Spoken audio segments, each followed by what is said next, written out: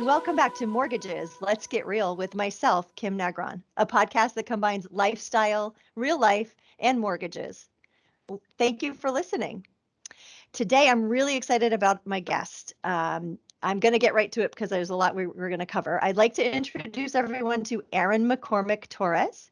Erin is the Vice President of Operations at Livian at Keller Williams. Before that, she was the president of Hergenrother Realty Group. She has 10 years of experience in leading digital marketing teams within the food, health, and education markets. She enjoys setting a strategic vision while also rolling up her sleeves to analyze and optimize systems, tools, and models on a daily basis. She specializes in leadership, coaching, vision execution, business development, real estate marketing, operations, and on and on and on. Erin, welcome and thank you for joining. Thanks so much for having me. This is going to be fun. Yeah, I'm excited. Well, for those who I know you personally, but those who don't, what I just described is the tiniest bit of what you actually do. I always say, and I said it to you before, that within a 24-hour period, we all have the same 24 hours. However, you seem to do a lot more than most in those 24 hours. Can you just touch a little bit upon how you do everything you do? Because it also includes not what I just mentioned, but things like, I know you're getting to flower arrangements for weddings and such, and you wrote a book and on and on. So if you could help us. Last year I had 12 streams of income. A couple of years ago, I made a decision to really focus on my finances and hit my financial goals so that I could kind of have that part of my life taken care of and knowing that I would always be set. So I really dove into finances and I hustled for a period of many years. And the cool thing about it is that we all do have, 24 hours in a day. I like to call it kind of 1,000 opportunity minutes. So those 1,000 opportunity minutes are after you're showering and eating and sleeping and your basic necessities. And we can do a lot if we actually break those 1,000 opportunity minutes down into tangible chunks. So for me, I think I just don't waste time. I'm extremely purposeful. I'm extremely efficient. I know what my goals are, and I'm really uncompromising on hitting my goals.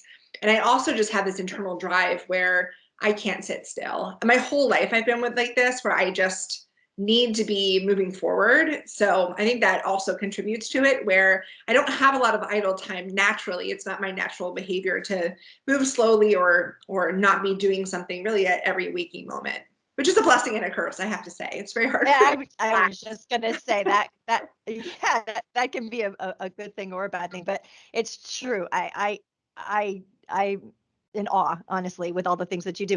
I touched a little bit on your book. Can you explain a little bit about that? Because I thought that was really cool. Yeah. So a few years ago, I was approached by a publisher down in Charleston, actually, and they said, I have a travel blog in Vermont. I actually get a lot of my real estate clients through my travel blog, and I have an Instagram that's tied to it. And they said, we want you to write this book on classic diners of Vermont. And I said, no, I don't know anything about diners. I'm not going to write a book. And they said, we really want you to write it. We like your style and everything else. So I said, all right, I'm going to write this book. And it was one of the most challenging things I've ever done. I learned a lot in the process, mostly that I cannot edit myself, which is really, really hard in the process. And I was actually slated to write another book on Vermont creamies and kind of the history of the maple and dairy industries in Vermont. I put that on hold since you don't actually make much income from books, which is very interesting if they don't go, viral or whatever. But it was a really good experience just for getting to tell people stories and having that experience of actually needing to stay on task and deadline and meet a lot of cool people along the way.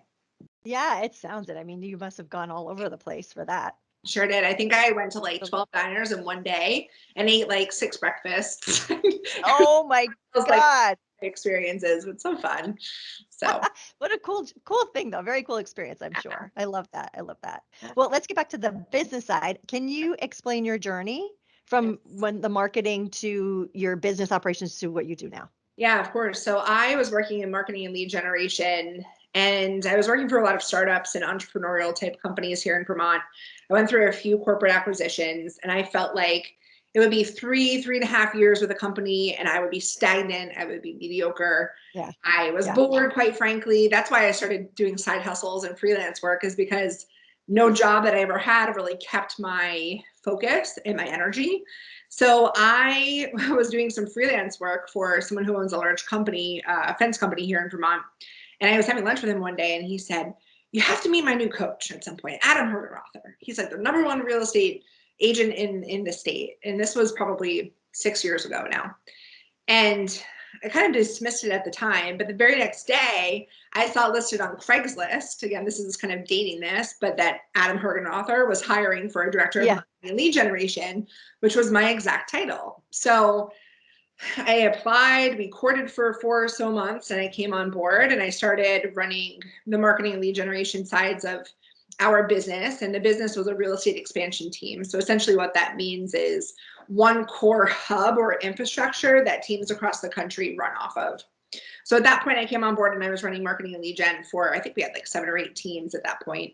And then in about a year and a half later, became the chief operating officer for the company, and then president about a year and a half after that. But essentially I took everything that I learned in marketing and lead gen, working with sales teams. And the cool thing about once you understand people and the psychology of marketing, it translates to any industry. And as we know, mortgages, real estate, it's just a people business. So for me, it was really understanding how to talk to people, how to communicate with people, how to actually position our offerings in a way that people want to work with us, and then translating that to the real estate space. Right. No, I totally can understand how that would kind of come full force with you because of where you came from and how, I mean, I know Adam as well. So, and I remember when you joined, I thought it was really cool. And you just went from there up and up and up. And you just have the energy that I would love to capture. Yeah, Adam promised me at that point in my life that I would always have somewhere to grow within his organization. And it's really cool because I get to kind of carry that forward now with my teams and the people we're bringing on, and that we never have to lose anyone because they want to go take an opportunity. Yeah, so true. It seems like you're able to keep the people you have and maybe even put them in other positions that might fulfill what makes them tick versus being stagnant, right? I mean, I think that that's all about business in general, and leadership is how do I keep the people who are most important around me, and how do I keep them growing so that they never have a reason to leave. I love that. Love that. Sounds so cool. Okay, another quick question I have for you. I'm going to transition a little bit to mortgages. So I know you've been through the mortgage process before, and full disclosure, I've helped you with your mortgage. Yes. I just want to get your thoughts. And again, this is, get real. We can say the good, the bad, the ugly, hopefully a lot of good. But what have your experiences been like with the mortgage process, and how has it changed over the years since you've started? So I've been licensed now for about 5 years. I really sold the bulk of real estate in 2021 and 2020 were really the years where I really dove in and sold quite a bit on the buy side. What's changed is the pace, where we all know there's just so much demand right now, so little inventory, that I think it's important to have that relationship with a lender, because you have to move extremely, extremely quickly.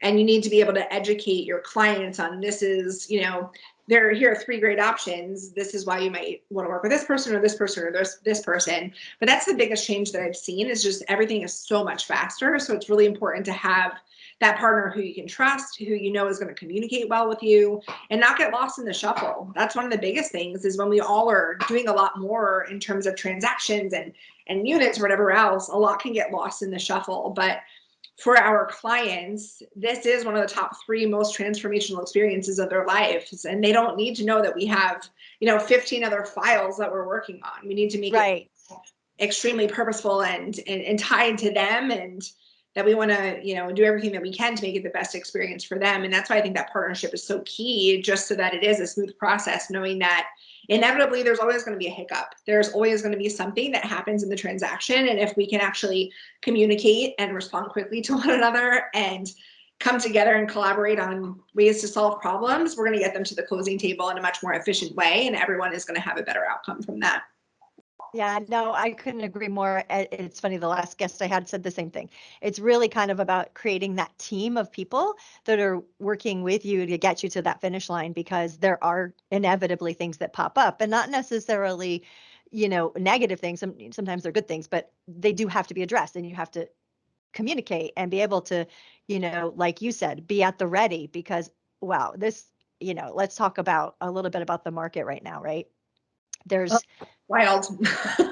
so little inventory out there at the moment and so many people looking. How is that difficult for you with your clients? Like what do you do with them to get them ready for that? Yeah, the biggest thing is setting expectations, which is a good lesson for anyone in any industry, I think, is setting expectations on what to expect, how to create a really strong offer. It might not be what someone wants to hear. And sometimes kind of helping them realize that now might not be the right time.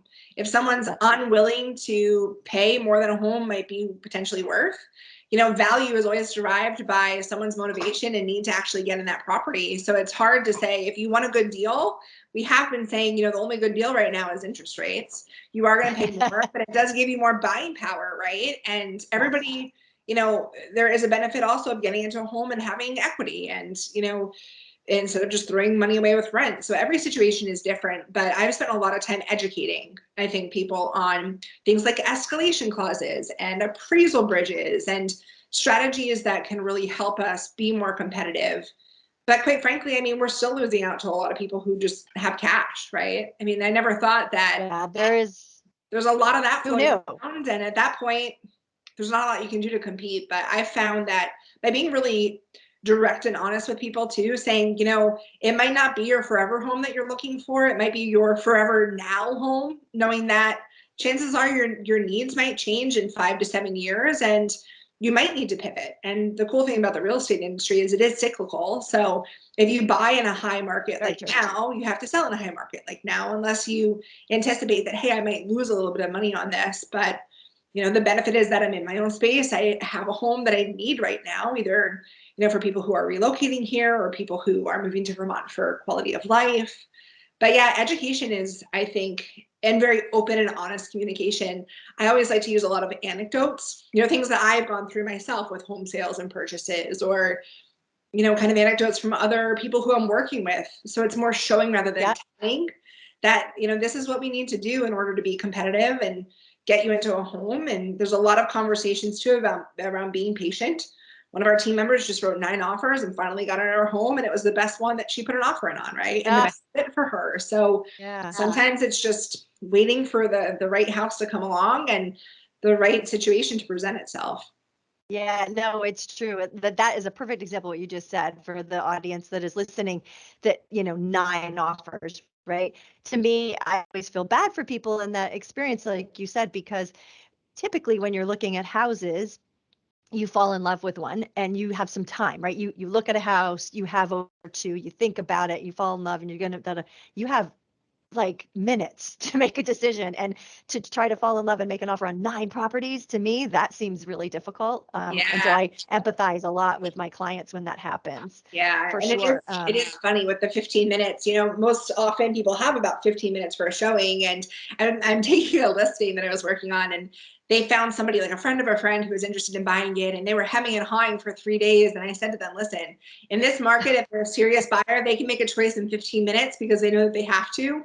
So this person probably isn't a serious buyer. And sure enough, they weren't. But you have to, I always tell my people when they're in homes, how does the house feel? If it feels like it could be right, then it could be right for right now. And also really focusing on the things that you can't change about a property, the location, the yard, the property. Sure, you can make updates or whatever else, but you can, it's funny, I have some people say, I need a house with hardwood floors. And I said, okay, well, if we found the perfect house that didn't have hardwood floors, would you be willing to do that work, right? Like that can't be negotiable for you in this market, because it's just never going to come to fruition otherwise. Yeah, it's so true. And, honestly, I have to say, one of the things as well, speaking to what you just said about, it may not be perfect, but you can make it what you want it once you buy it. That happens a lot with us because we do renovation loans. So renovation loans are great right now for those folks who, like you just said, it's kind of the perfect house, but it might need new floors and it might need, I don't know, a new kitchen or something. And you can always wrap that in. So it's kind of nice that there are those options for people out there as well. It's so true. And the pivoting thing you mentioned is so true. I do think, maybe speak to this a little for me. I've been telling people who are like, wow, the housing prices are just way too high. And I've been saying, yeah, I get it. But if you wait till next year, they're going to be even higher, and interest rates are going to be higher. So you're really going to kind of be sad you didn't do it. People are going to lose out because they're losing buying power. They're actually going to pay more. I often talk to people about, okay, when I bought my first house, it was like a 4.95 loan.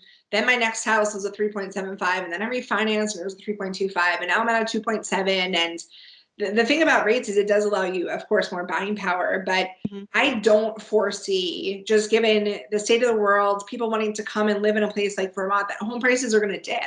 Right. People are always kind of waiting for the what if, The or best deal. Yeah, the grass could be greener on the other side of the fence. And yeah, it's hard to live your life in that way where it's always like, well, what if?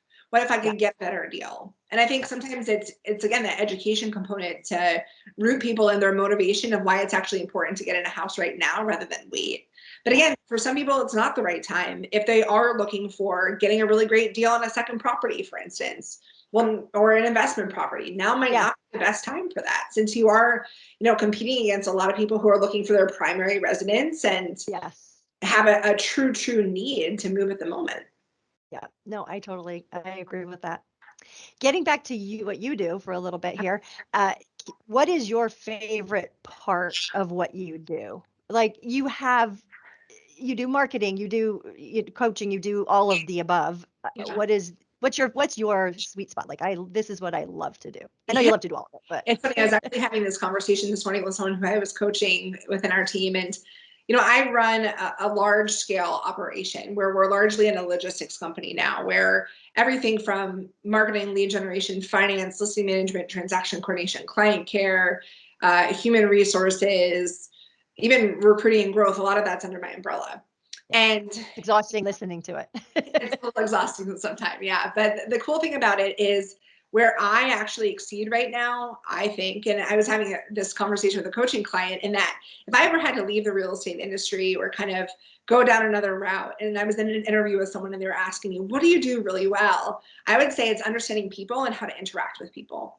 Because at some point, there are better people to me now better people than me to run social media ads and, investigate real estate CRMs. That's not the best use of my talents anymore. The best use of my talents is largely in creating opportunities for people, seeing where we can shift people in better roles for themselves. We always say that people are our best investment, but they're also kind of the hardest work that we ever have to do, because we have to relinquish control and allow someone to be responsible and autonomous in their own division and over their own role in order to have massive success. So I spend a lot of my time thinking about how can I help people get to that next growth level, and how do they also, through their role, impact the most amount of people. So my favorite thing I would say is the people. And quite honestly, it's every day there are new challenges, there are fires we're putting out there. That's pretty much what I do, is I walk around with a fire hose and put out problems.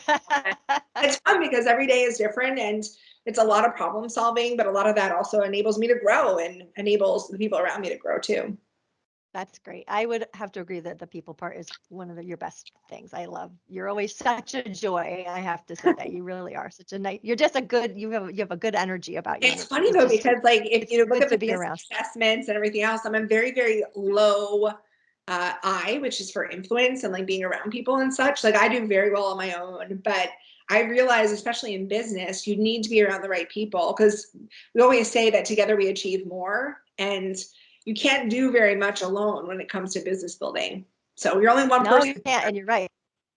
You need to have a good team. Being around the right people is for sure. I would 100% agree with that completely. Speaking of, can you explain or tell everyone what Livian is? It's a newish. Yeah. So Livian is a partnership with Keller Williams, and we essentially are a platform for real estate team and agent acceleration. So what I mean by that is we will partner with, let's say, a $30 million real estate team, and we provide the back end infrastructure. So all of the systems, the tools, the models, everything that really bogs real estate teams down, really, and that I have no doubt that a team could grow from 30 million to $100 million in volume in a couple of years, but they're going to have a lot of pain along the way. And our platform comes in, and that we've been building this now for 12 years, and we have a lot of the answers. We've solved a lot of the problems. So it truly allows us to accelerate their growth when they don't have to focus on the minutia of those systems, the models, and the platform. And we're essentially saying, plug in here into this platform, and it's a very predictable outcome. plug and play. Exactly. It's largely pressing that easy button. And a lot Yeah. of people in real estate have some ego attached to I want to do it by myself. No. A little bit, right? I want to do it by myself. But the cool thing is, it's not like, by joining a platform like ours, it's not like you're not doing it on your own, that you're not a business leader. It's no, now that you have a really great partner. Yeah. I mean, who's That's going to help great. you along the way. So we're Yeah. just in the business of really accelerating, again, real estate agents, real estate teams to be some of the best in the industry. That's the goal. Wow, that's exciting. And I know it's newish, so congrats. It's Thank you. exciting and a big deal. So congratulations on that. That is so great. Erin, it has been an absolute pleasure to talk to you. I really appreciate you coming on. If folks want to reach out or get in touch with you, do you want to say anything? Give yourself a little shout Yeah, of out. course. You can find me at Erin@Livian.com if you want to email me. Travel like a local VT on Instagram. Always feel free to reach out and pick my brain or anything on leadership, anything on real estate operations, anything you need. That's great. I really appreciate your time, Erin. As usual, a pleasure. Enjoy the snowstorm. It's coming our way. Yes, I'm excited. It looks I like know, I'm it's still excited too. I raining know. out there right now. It is. Well, thank you again. Have a wonderful, wonderful day. Thank you all who are listening. This has been Kim Nagron, and I appreciate you listening. I'll talk to you later.